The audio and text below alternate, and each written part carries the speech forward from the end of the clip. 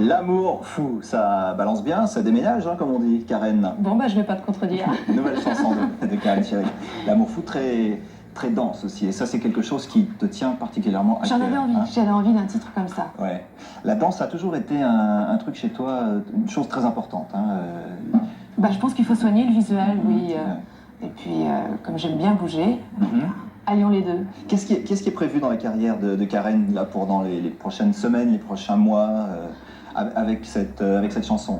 Est-ce qu'il y a des projets de spectacle, puisqu'on parle de bouger, puisqu'on parle de visuel, est-ce qu'il y a quelque chose qui se concrétiserait du côté de la scène, un spectacle, quelque chose comme ça? Après la sortie de l'album, j'espère. Et l'album, là, on est en train de travailler donc avec Claude Morgan, avec Didier Barbelivien, sur les derniers titres qui se trouveront sur l'album, avec une sortie qui maintenant, j'espère, va être rapide. Et puis tout dépendra de la manière dont les gens vont l'accueillir, cet album.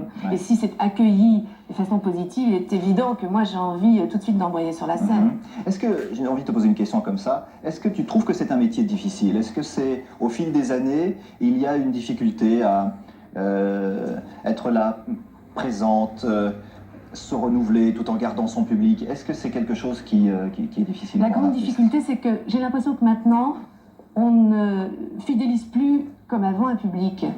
Donc, on ne peut pas engranger une espèce comme ça de capital affectif comme on pouvait le faire il y a par exemple encore une dizaine d'années, ne serait-ce que parce que maintenant il y a une compétition qui est à l'échelle internationale, parce qu'on reçoit des produits anglo-saxons. Donc il y a une telle variété, quand je dis variété, c'est vraiment au sens quantitatif de production, que j'ai l'impression que les gens souvent sont plus accrochés par un titre que par l'interprète et mémorisent plus le titre que le nom, la personnalité de l'interprète. Donc c'est chaque fois un coup de poker. Une chanson, c'est d'abord un coup de foudre. Il est évident que bon, moi j'ai toujours enregistré des chansons pour lesquelles j'avais une tendresse. L'amour fou, j'aime la défendre. Maintenant il faut que ce soit reçu comme je le souhaite par le public.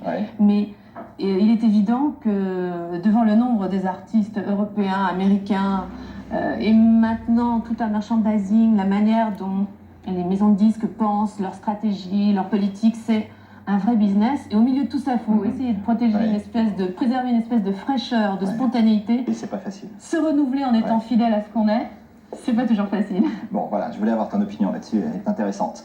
Le coup de cœur de Karen.